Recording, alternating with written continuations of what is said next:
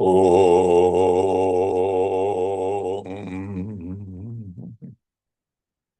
Om. Om.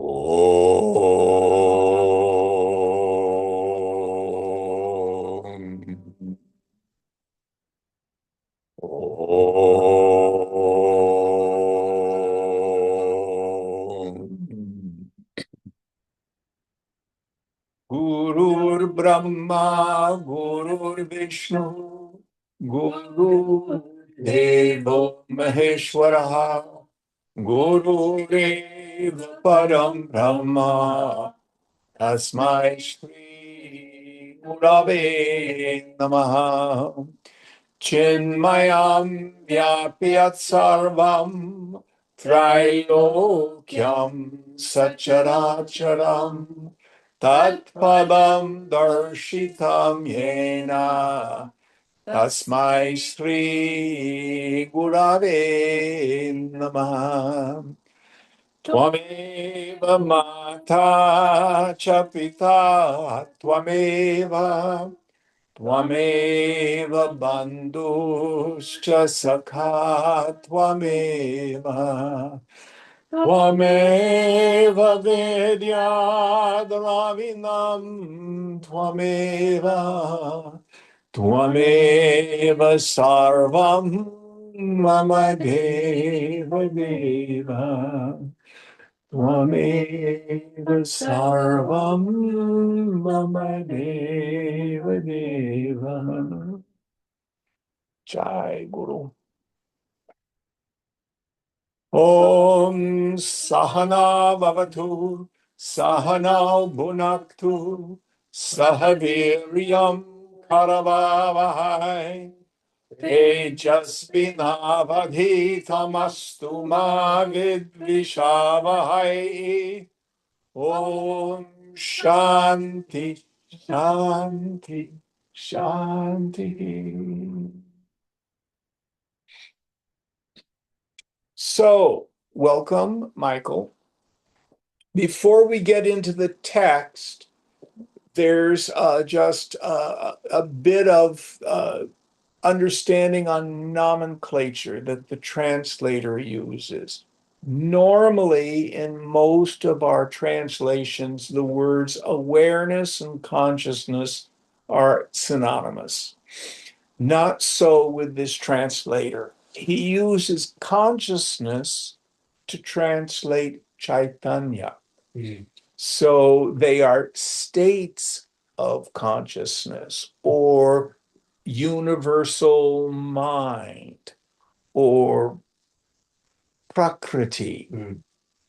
He'll use the word awareness to translate chit. Any thoughts? No. All right, where are we in our text? 348, bottom of the page. Maharaj, if you do not test yourself all the time, you will not be able to distinguish between reality and fancy. Observation and close reasoning help to some extent, but reality is paradoxical. How do you know that you have realized unless you watch your thoughts and feelings, words and actions, and wonder at the changes occurring in you without your knowing why and how? It is exactly because they are so surprising that you know that they are real. The foreseen and expected is rarely true. So before we go on, self-realization is absolutely self-validating. It swallows all doubt. You still have doubts, you still have tapas to do. It needs no external verification or authentication. You need not go to the guru and say, I think I've realized, is this it? If that's where you are, there's still work to do. And Shankara himself could say, you don't know, you're a fool. And you go, thank you, sir, but aham brahmasmi. It is absolutely self-validating. Now,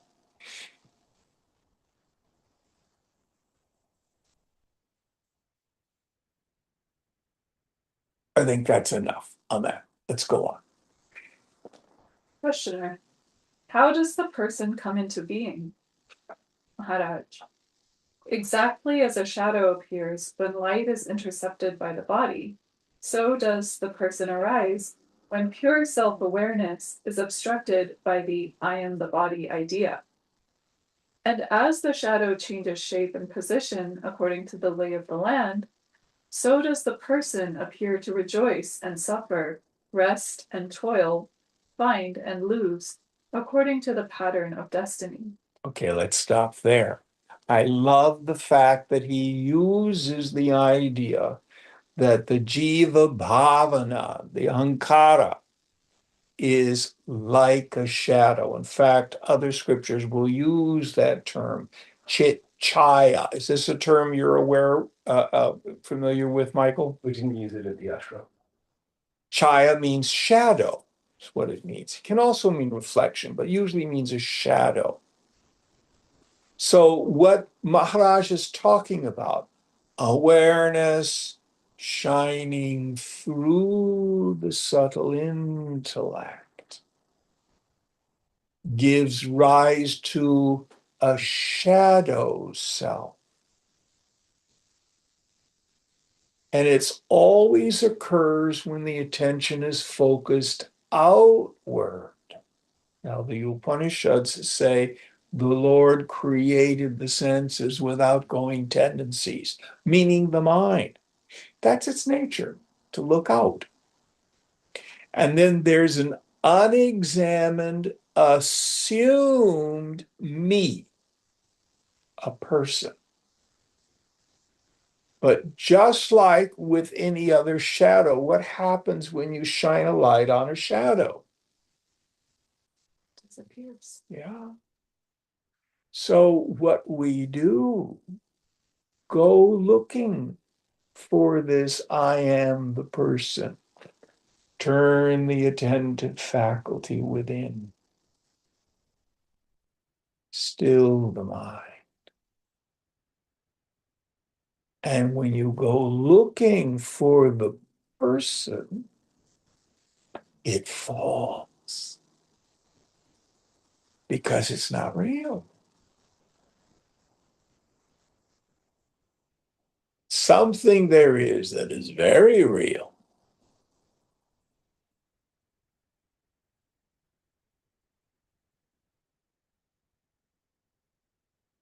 Any thoughts on this going on? When the body is no more, the person disappears completely without return. Only the witness remains, and the great unknown. The witness is that which says, I know. The person says, I do. Now, to say I know is not untrue, it is merely limited. But to say I do is altogether false because there is nobody who does. All happens by itself, including the idea of being a doer. Questioner. Then what is action? Maharaj. The universe is full of action, but there is no actor. There are numberless persons, small and big, and very big, who, through identification, imagine themselves as acting. But it does not change the fact that the world of action, Mahadakash, is one single whole in which all depends on and affects all. Yes. So Gita says the actor is guna and karma, qualities of mind and the force of the past as it interacts with the karmic environment. the way the Master Jesus said it, I of myself do nothing. It is the Father within that doeth the work. So you can either take up the meditation, I do nothing. I stand back as the witness. Ishvara does all the acting. Or you can take on the meditation, I do everything. I am that universal actor. Both are conducive to liberation. But if you take on the attitude, I, the individual, do this deed and do not do that deed, it's all an illusion, is conducive to bondage. Now, even our sadhana, in the end, we begin to see is just a process happening. I like to compare it to puberty. Nobody chooses puberty. The body itself has its own intelligence and goes through puberty. Now, because of puberty, we make a lot of choices.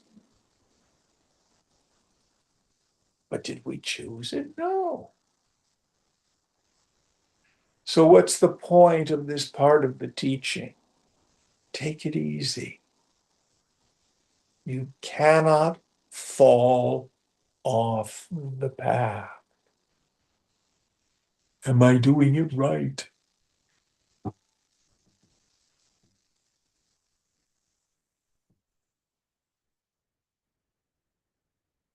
An absurd thought. There's nobody there doing the doing.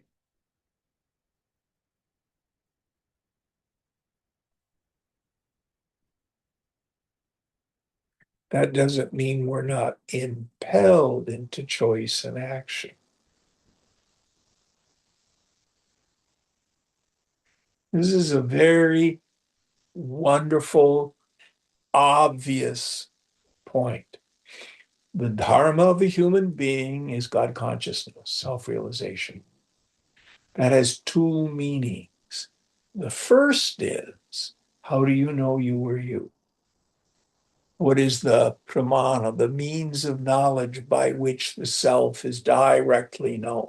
The self is its own means of knowledge. It is self-evident, it is self-luminous. Swayambhu, Swayamjyoti. But as the false individuality, this jiva moves through time, what motivates it? From the moment you get up in the morning until your head hits the pillow at night, the only thing any of us are ever doing is seeking the good and avoiding suffering. Do you do anything else? The only real question is, where is the good, or what is the good? It can take a long time to figure that one out. That is the Dharma. I'm not going to do spiritual practices. I'm going to give it all up. I'm going to go back to drugs, sex, and rock and roll. And then what happens if you do that? Suffering, come back. And then what happens when you suffer? This hurts. I want it to stop. How do I get out of it?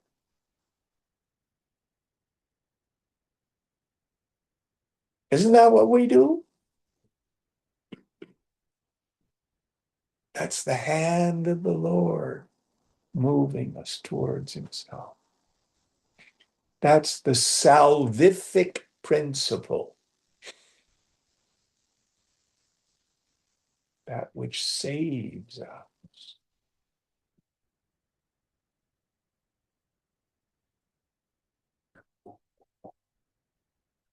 So we have this term that you hear sometimes of a fallen yogi. Oh, he became a rascal. Don't worry. In the end, there's no such thing as a fallen yogi. And all of us do our share of sidestepping.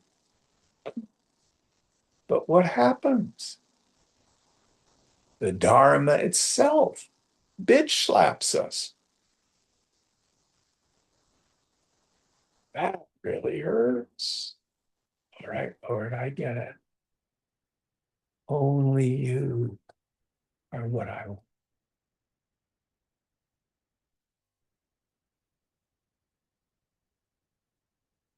Any thoughts on this?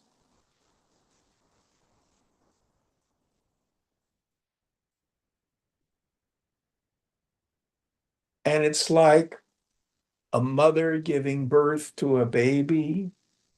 It's like a little bird coming out of its egg, a teenager going through puberty, rain in the winter,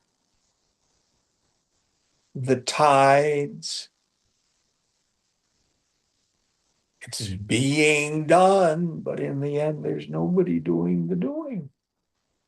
Just seemed like.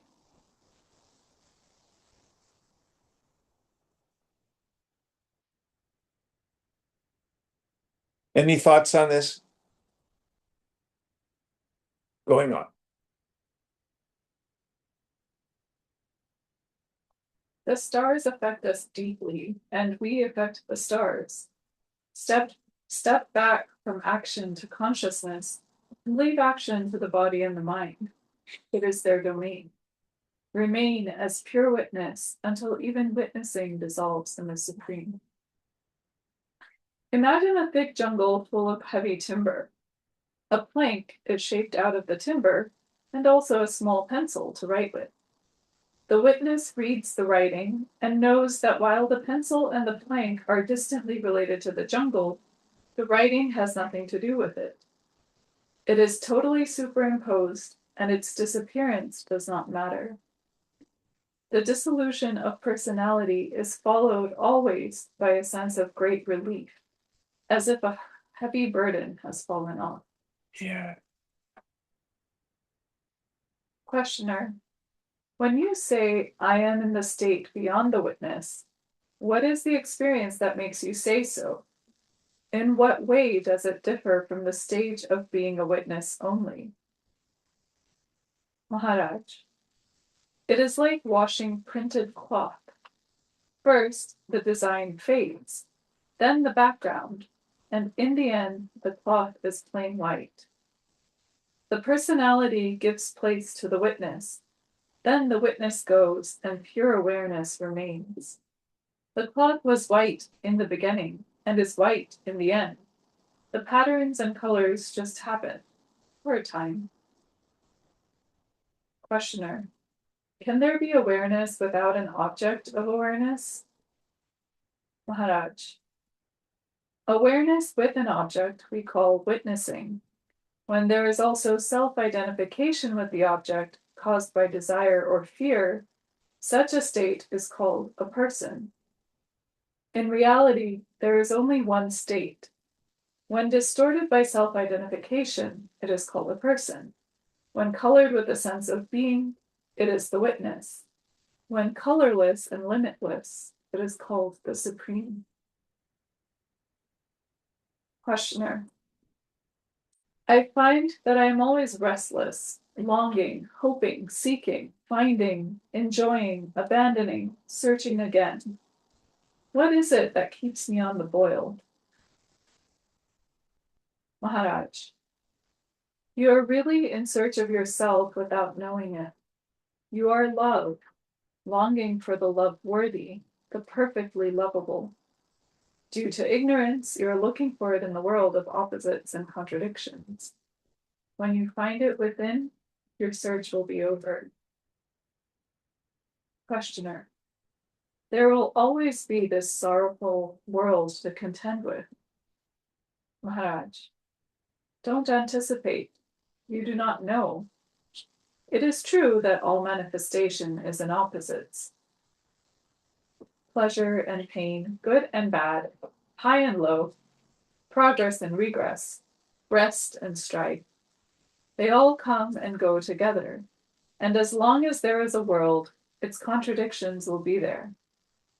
There may also be periods of perfect harmony, of bliss and beauty, but only for a time. What is perfect returns to the source of all perfection, and the opposites play on. Questioner. How am I to reach perfection? Maharaj. Keep quiet. Do your work in the world, but inwardly keep quiet. Then all will come to you.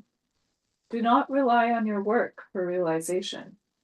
It may profit others, but not you. Your hope lies in keeping silent in your mind and quiet in your heart. Realized people are very quiet. It's the end of the chapter. Any thoughts on this before we go on?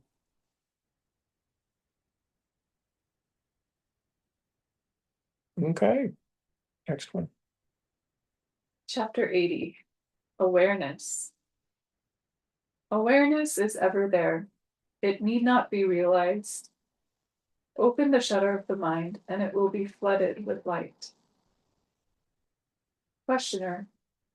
Does it take time to realize the self, or does time not help for realization? Is self-realization a matter of time only, or does it depend on factors other than time? Maharaj. All waiting is futile. To depend on time to solve our problems is self-delusion. The future left to itself merely repeats the past. Change can only happen now, never in the future. Questioner. What brings about a change? Maharaj. With crystal clarity, see the need of change. That is all. Questioner. Does self-realization happen in matter or beyond? Does not experience depend on the body and the mind for its occurrence? Maharaj. All experience is illusory, limited, and temporal. Expect nothing from experience. Realization by itself is not an experience, though it may lead to a new dimension of experiences. Yet the new experiences, however interesting, are not more real than the old. Let's stop there. So, realization needs no predicate. Yet, you have to have a sattvic mind, the term Michael has used, chitta shuddhi, purity of mind. So there are practices in which we engage, which have as their purpose the attaining of a sattvic mind. That in and of itself does not reveal our essential nature. And in the basic course I do, I like to use the image of slicing a tomato. If you have a dull knife and you want to slice a big ripe tomato, it'll just squish. So the preparatory practice is to sharpen the knife. But if you got the tomato sitting there and you've got your knife sharpener and the knife, you can sharpen away. Tomato isn't sliced. Sharpening away, tomato isn't sliced. So is there a cause and effect relationship? No. But once the knife is sharp, So it is Atma Vichara. That's the slicing of the tomato. In a mind full of sattva, in the space between your thoughts, investigate. Who are you? Now, if the mind is dull, we give this teaching in a class, and someone will say, Jim, should I become a vegetarian? What about Kundalini? Get it all the time.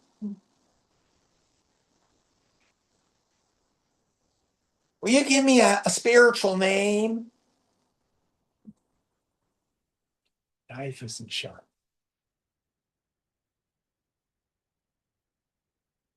So it's not either or. It's first, then. The other great example, we talk about snakes and ropes all the time. Person is deluded, there's a rope on the ground, they hallucinate a snake, they imagine it. So, does this happen? I've been doing a snake rope meditation for 20 years. The head of my snake has turned into a rope. Is that how it happens? Yes, it's gradual. More and more of the snake becomes the rope. No? Now, this is the other one that does not work. That snake is evil. It's the product of ignorance. Let me get out my baseball bat and beat the crap out of that snake. It doesn't work either.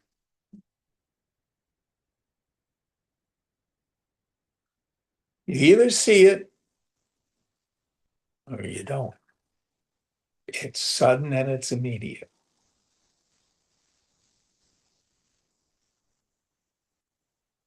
Now, ignorance for a time may return, and I forget.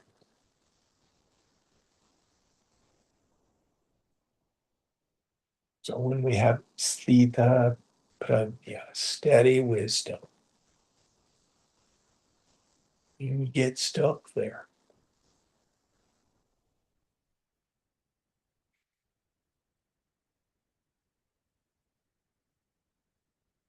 Now there's two kinds of knowledge. Both are important. The first knowledge is real, and that's the self-evidence of the self. How do you know you are you? You do not see, hear, taste, touch, smell, emote, or think yourself. Yet you are not unknown. But the great cosmic joke is everybody already has it. So why do I suffer? It's because of the mind. Both bondage and liberation occur to the mind. Now, from the standpoint of the absolute, both are illusory. But to say my suffering is illusory doesn't really help.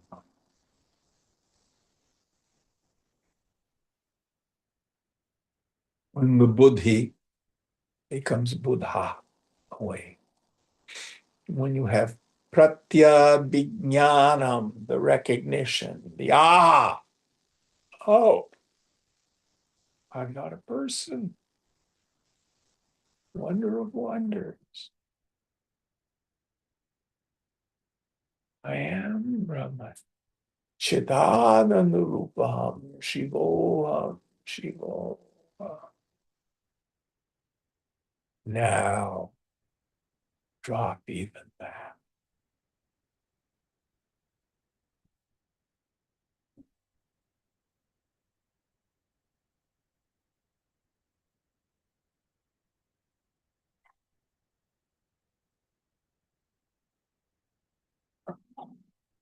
Any thoughts on this?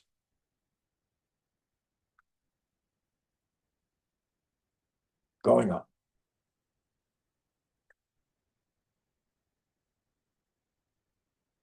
Realization by itself is not an experience, though may though it may lead to a new dimension of experiences. Yet the new experiences, however interesting, are not more real than the old. Definitely, realization is not a new experience. It is the discovery of the timeless factor in every experience. It is awareness which makes experience possible. Just like in all colors, light is the colorless factor, so in every experience, awareness is present, yet it is not an experience. Questioner: if awareness is not an experience, how can it be realized? Maharaj: awareness is ever there. It need not be realized. Open the shutter of the mind, and it will be flooded with light. Questioner: what is matter? Maharaj: what you do not understand is matter. Questioner: science understands matter. Maharaj: science merely pushes back the frontiers of our ignorance. Questioner: and what is nature? Maharaj: the totality of conscious experiences constitutes nature. As a conscious self, you are part of nature. As awareness, you are beyond. Seeing nature as mere consciousness is awareness. Yes, so here, Prakriti, mind, Chaitanya, Sa Guna, Brahman, Brahman with apparent qualities, the cognizable world.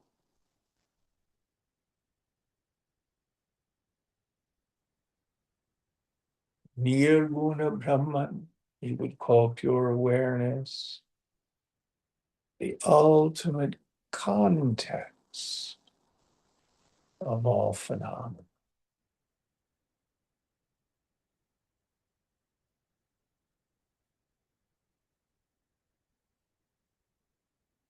Going on.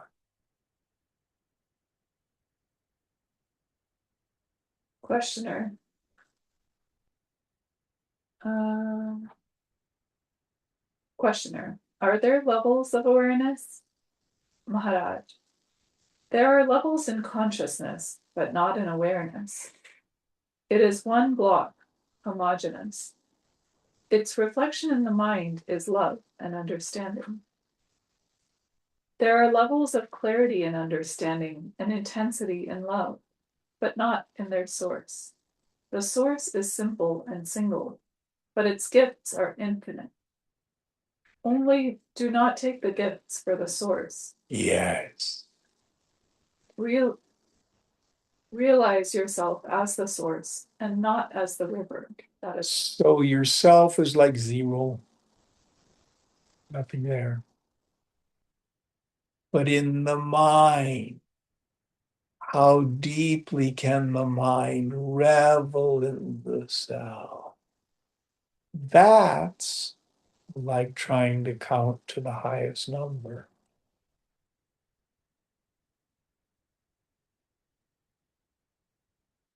So we see some housewife who studied with Swamiji.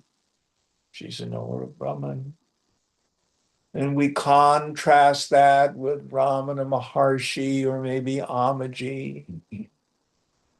There's obviously a difference. What's the same and what's different? The post-enlightenment samadhis. What is self-realization? When a jnani knows I am Brahman. You either see it or you don't. It's direct, not just theoretical. What the jnani experience is a word that falls short. What they realize is the same. Nada. There's nothing there. Chidakasha, the space of pure awareness. But how that recognition transforms the equipment vary. The scriptures will talk about three levels of wisdom.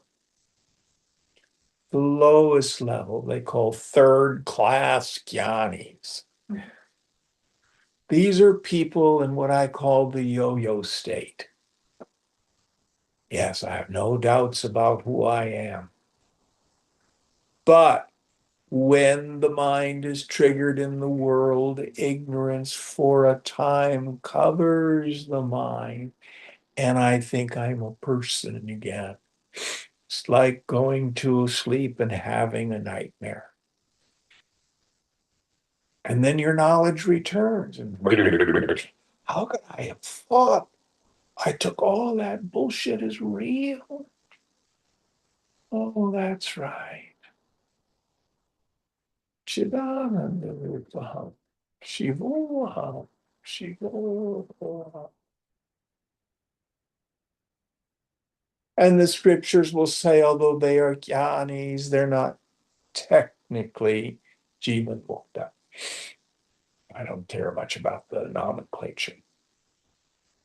Second class jnanis are those whose klesha, whose affliction has been inordinate desire.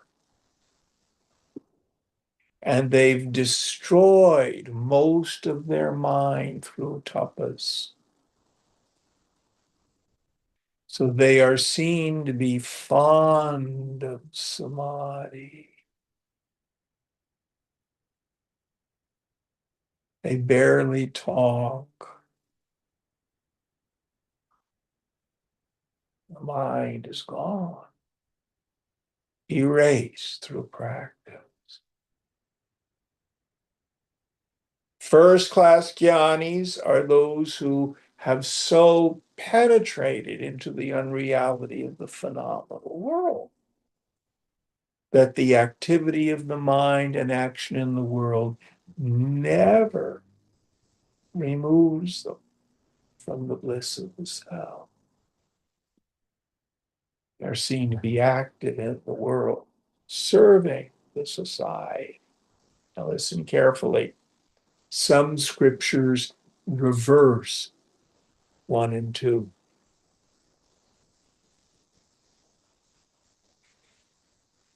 But I love what Ramana Maharshi says. These are karmic. These are the experiences of the realized soul. And they're not to be gained by mere will or effort. In fact, if you're struggling, if you're jonesing to have some spiritual experience, you're not even yet a jnani. The mark of the woman of steady wisdom is there's no more struggle. There's no particular concern about mind states.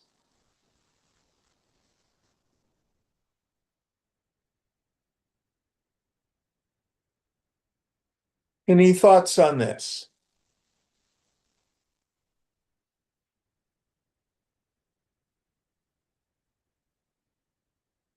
All right, going on.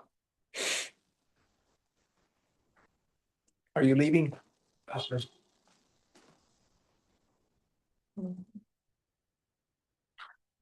Questioner, or I'll back up.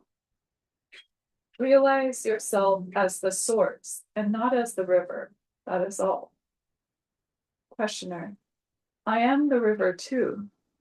Maharaj, of course you are.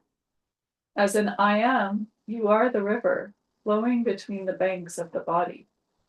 But you are also the source and the ocean and the clouds in the sky. Wherever there is life and consciousness, you are. Smaller than the smallest, bigger than the biggest, you are, while all else appears.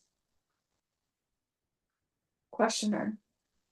The sense of being and the sense of living, are they one and the same or different? Maharaj. The identity in space creates one. The continuity in time creates the other. Questioner. You said once that the seer, seeing, and the seen are one single thing, not three. To me, the three are separate. I do not doubt your words. I just do not understand. Maharaj, look closely and you will see that the seer and the seen appear only when there is seeing. They are attributes of seeing. When you say, I am seeing this, I am, and this come with seeing, not before. You cannot have an unseen this, nor an unseeing I am. Questioner, I can say I do not see. Maharaj, the I am seeing this has become I am seeing. Let me stop you just a minute. Are you all still online? I saw the iPad do something. Yes, we're here. Okay. What Maharaj is saying comes, it's for me, it's easiest to understand if you go to the dream state. It's very clear to me that in the dream state, my one mind has refracted into a dream body, which is the locus of perception that sees a dream world of objects. And inside, I have thoughts and feelings reacting to that phenomenal world. But upon awakening, I see that all of that is my one unified mind, appearing as multiplicity. And the dream body, the dream ego, the dream world, and the dream interior experiences are not real. This is no different.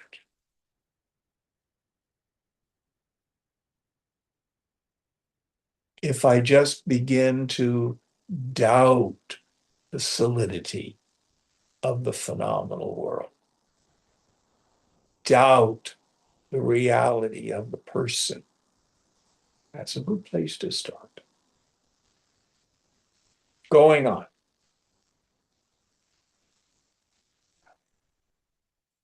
Maharaj, the I am seeing this has become I am seeing my not seeing, or I am seeing darkness. The seeing remains.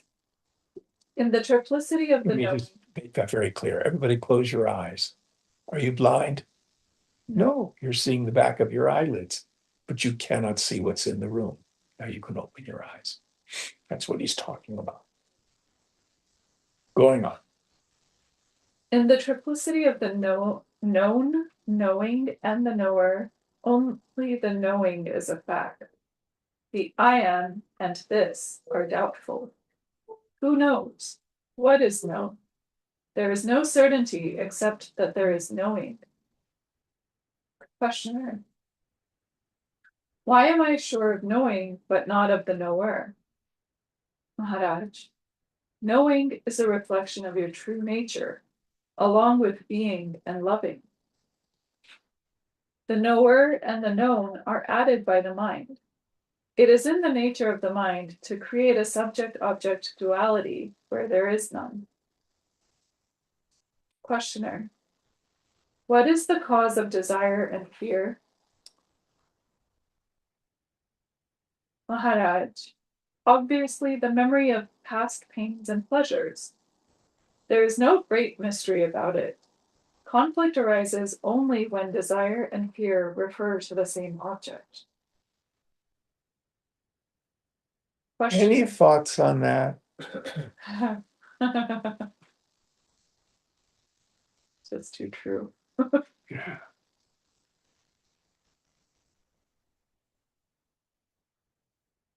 Go Going on. Questioner. How does one put an end to memory? Haraj. It is neither necessary nor possible. Realize that all happens in consciousness and that you are the root, the source, the foundation of consciousness.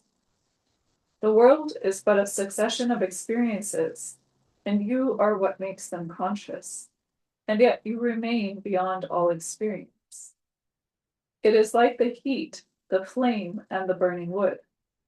The heat maintains the flame, and the flame consumes the wood. Without heat, there would be neither flame nor fuel.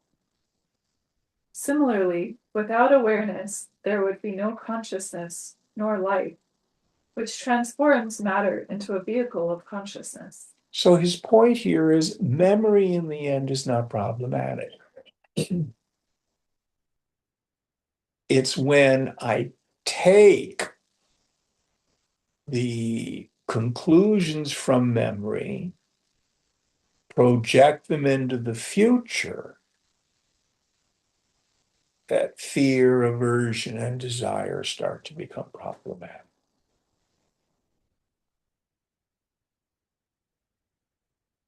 Going on. Questioner. You maintain that without me, there would be no world, and the world and my knowledge of the world are identical. Science has come to quite a different conclusion. The world exists as something concrete and continuous, while I am a byproduct of biological evolution of the nervous system, which is not primarily so much a seat of consciousness as a mechanism of survival as an individual and as species.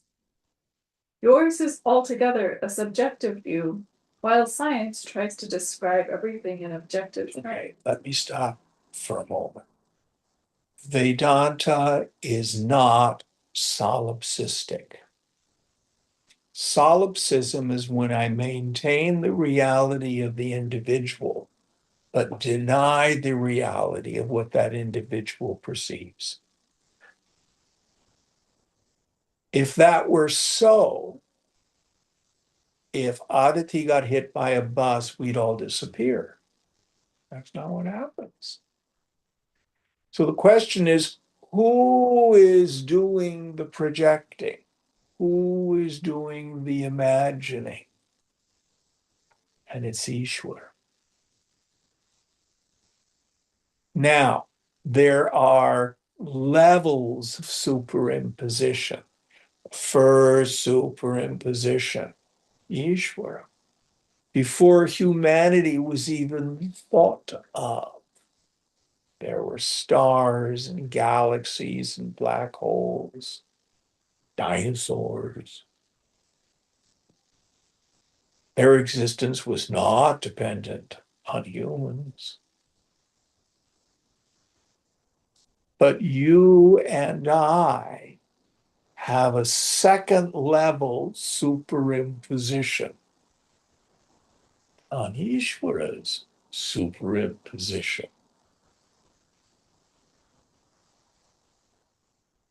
Is gravity good or bad, right or wrong, just or unjust?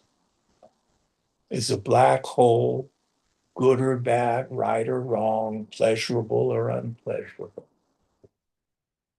Just is.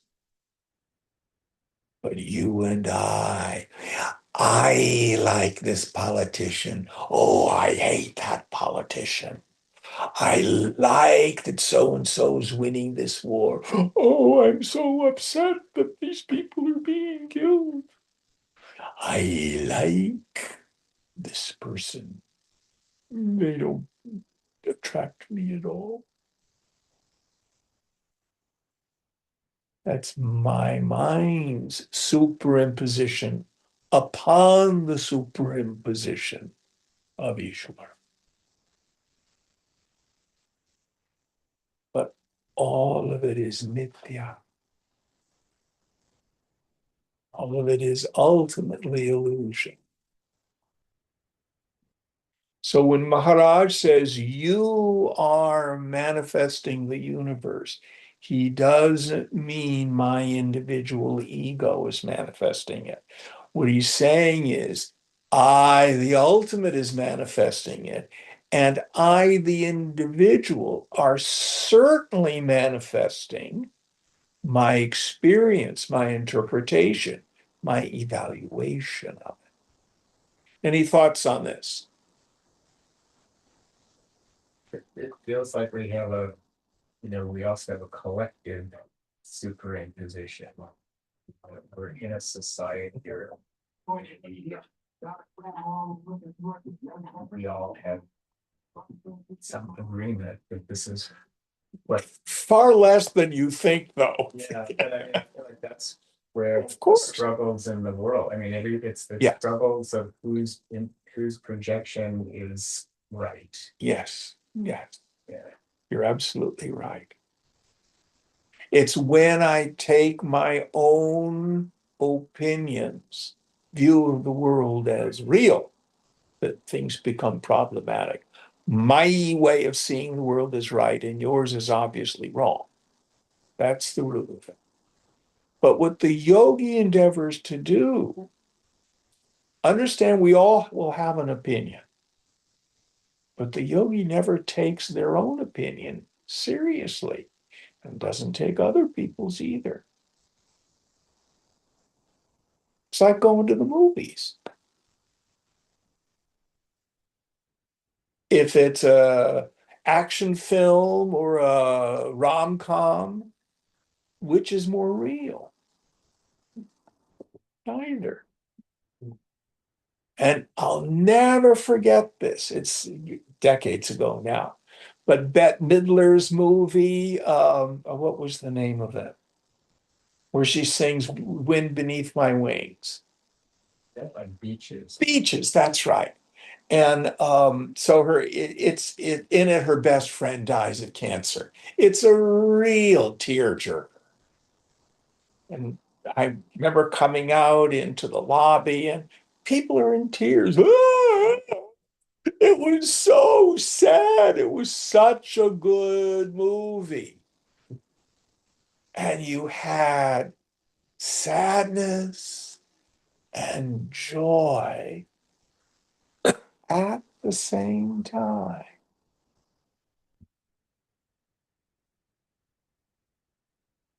Can we look at our world that way?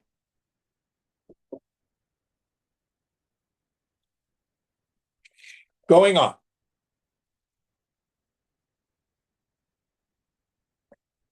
Yours is altogether a subjective view, while science tries to describe everything in objective terms. Is this contradiction inevitable? Maharaj, the confusion is apparent and purely verbal. What is, is. It is neither subjective nor objective. Matter and mind are not separate. They are aspects of one energy. Look at the mind as a function of matter, and you have science. Look at matter as the product of the mind, and you have religion. Questioner, but which is true? What comes first, mind or matter? Haraj, neither comes first, for neither appears alone. Matter is the shape, mind is the name. Together they make the world. Pervading and transcending is reality, pure being, awareness, bliss, your very essence. Questioner, all I know is the stream of consciousness, an endless succession of events. The river of time flows, bringing and carrying away relentlessly. The transformation of the future into the past is going on all the time. Maharaj, are you not the victim of your language? You speak about the flow of time as if you were stationary, but the events you have witnessed yesterday, somebody else may see tomorrow.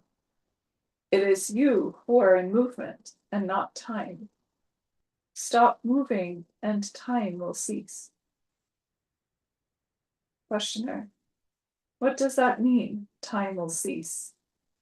Maharaj. Past and future will merge in the eternal now. Questioner. But what does it mean in actual experience? How do you know that for you time has ceased? Maharaj. It may mean that past and future do not matter anymore. It may also mean that all that has happened and will happen becomes an open book to read at will. So another way to look at it, remember yesterday. Your memory of yesterday occurs in the now as a memory. There is no such thing as the past. Future is the same thing. All that really is the now. And the now is constantly changing. It's a succession of nows. But yesterday's now, when I think about it, is a memory that occurs in the now, not yesterday. Going on.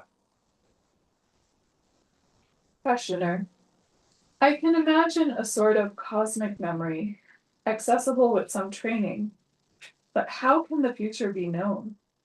The unexpected is inevitable. Maharaj. What is unexpected on one level may be certain to happen when seen from a higher level. After all, we are within the limits of the mind. In reality, nothing happens. There is no past nor future. All appears and nothing is. Questioner. What do you mean nothing is? Do you turn blank or go to sleep? Or do you dissolve the world and keep us all in abeyance until we are brought back to life at the next flicker of your thought? Maharaj. Oh no, it is not that bad. The world of mind and matter, of names and shapes, continues, but it does not matter to me at all. It is like having a shadow. It is there, following me wherever I go, but not hindering me in any way. It remains a world of experiences, but not of names and forms related to me by desires and fears. The experiences are qualityless, pure experiences, if I may say so. I call them experiences for lack of a better word. They are like the waves on the surface of the ocean, ever present, but not affecting its peaceful power. Questioner. You mean to say an experience can be nameless, formless, undefined? Maharaj. In the beginning, all experience is such. It is only desire and fear, born of memory, that give it name and form and separate it from other experiences. So an infant uh, does not know to focus its eyes. That has to be taught. Its major sense organ is the mouth. Everything goes in the mouth. Children don't go ew if food falls down their chin and onto their bit. Pooping is just pooping. It's not icky. These are things that we are taught. And the Master Jesus had a saying that was really quite interesting. He said, "Suffer little children to come unto me, for of them is the kingdom of heaven." That's really old-timey language. Suffer means allow in the King James Version. What did he mean? The kingdom of heaven is like children. The invitation is to regain that innocence, where we're free from the tyranny of judgment,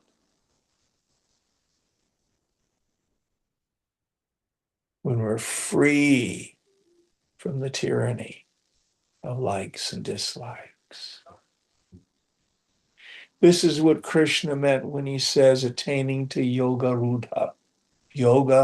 arudha, to mount the steed of the mind, where I'm willing for it to be one way for the rest of eternity. And I'm willing for it not to be a way for the rest of eternity. I give up basing my serenity on circumstances. Any thoughts on this? Going on. It is only desire and fear, born of memory, that give it name and form and separate it from other experiences. It is not a conscious experience, for it is not in opposition to other experiences. Yet it is an experience all the same. Questioner: if it is not conscious, why talk about it? Maharaj: most of your experiences are unconscious. The conscious ones are very few.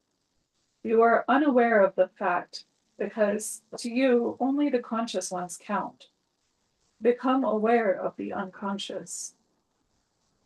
Questioner: can one be aware of the unconscious? How is it done? Maharaj: desire and fear are the obscuring and distorting factors. When the mind is free of them, the unconscious becomes accessible. So this is one of the benefits of long and continuous meditation. The unconscious becomes conscious. The technical term is called kshaya, the unloading of the unconscious in meditation. So you begin to see, oh, look at those nameless fears and violence and greed and indifference and generosity and blessedness, holiness. The whole realm of the human experience is there.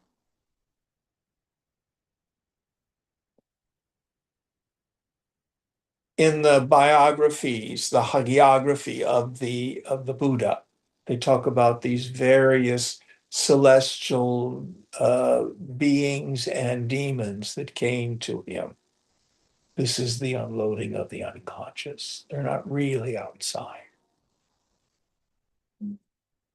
Any thoughts on this?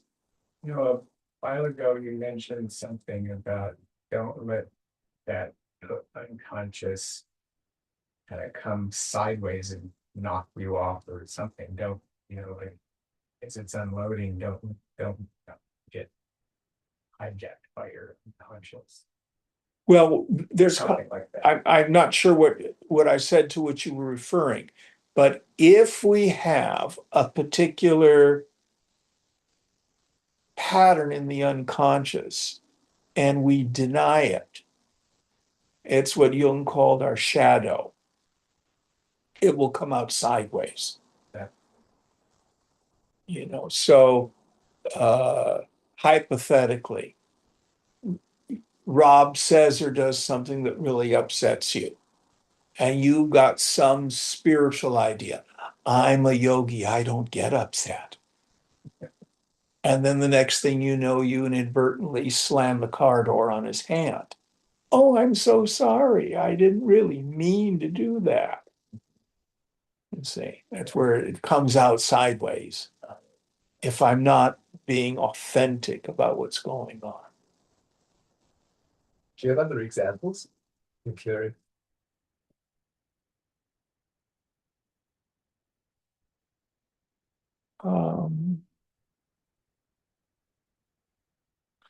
I got a text from a student. He's been working on being detached with love with his family. I'm fine. I'm cool with my family. Well, his father is ill, so he's home where he grew up. And out of the blue, he's screaming and yelling at a family member. Whoops. Those are wonderful experiences because they keep us from getting identified with being a spiritual person. If you start thinking you're a spiritual person, the mother has a wonderful technique. Oh, we will show you. You find yourself behaving like a fool. Does that help? Yeah. Mm.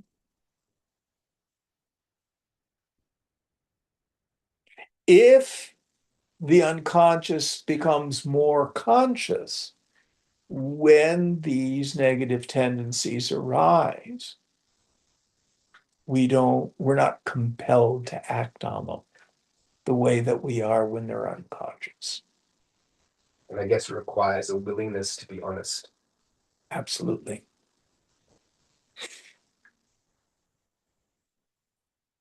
Authentic. Yeah.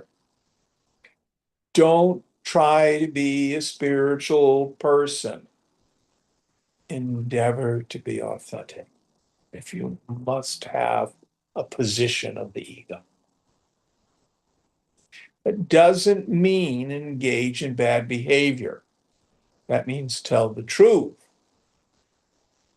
about your kleshas,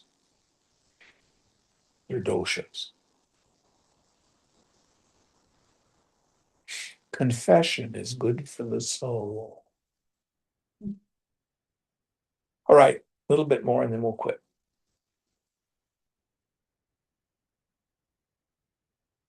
Maharaj, desire and fear are the obscuring and distorting factors. When the mind is free of them, the unconscious becomes accessible. Questioner, does it mean that the unconscious becomes conscious? Maharaj, it is rather the other way around. The conscious becomes one with the unconscious. The distinction ceases, whichever way you look at it. Questioner. So, for example, I had a person happen to be a psychotherapist, and he wanted to use his psychotherapeutic tools in our session. So I would say something, and he would say, Jim, why did you say that? What's going on with you? I don't know.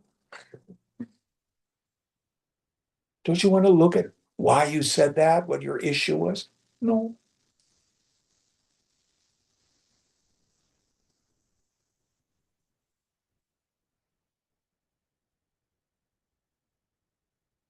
I have no idea why I said or did this. Just most of the time at this point, I'm not too much of a jerk anymore.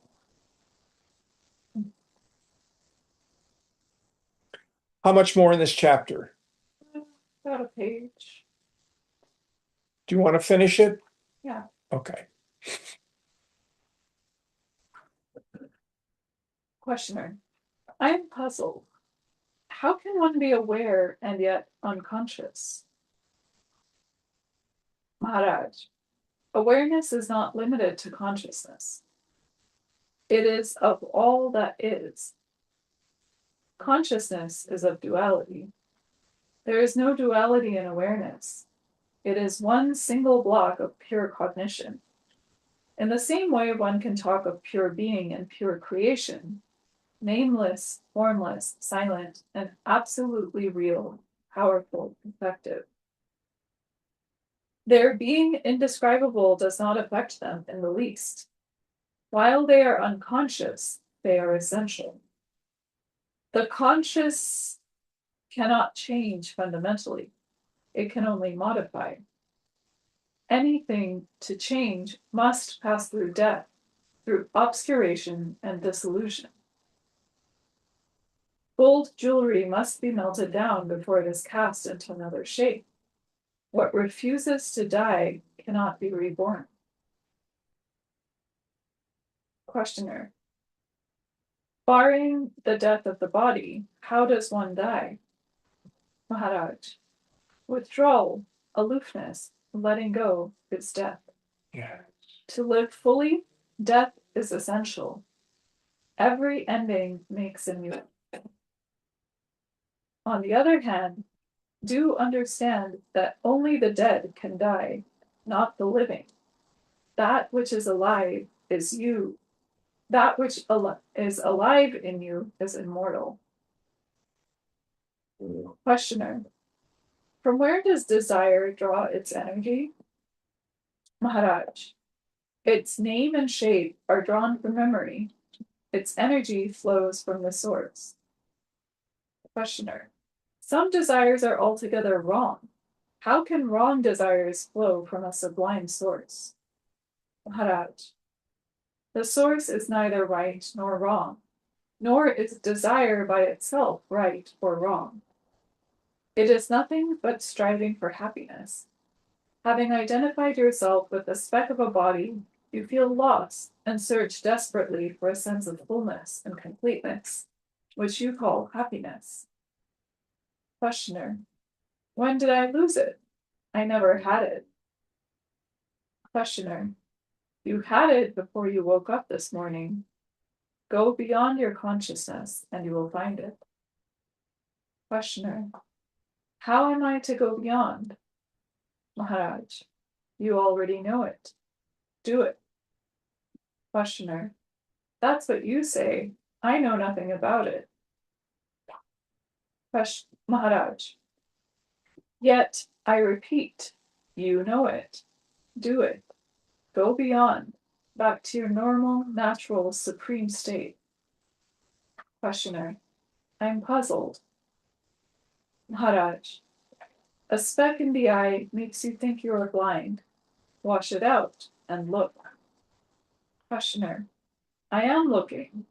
I see only darkness. Maharaj. Remove the speck and your eyes will be flooded with light. The light is there, waiting. The eyes are there, ready. The darkness you see is but the shadow of the tiny speck. Get rid of it and come back to your natural state. That's the end of the chapter. Any thoughts? Om Purnamada Purnamidam Purnat Purnamudachyate Purnasya Purnamadaya Purnameva Vashishyate. Om Shanti Shanti Shanti. Hari Om Sri Guru Pyo Namaha. Hari Om.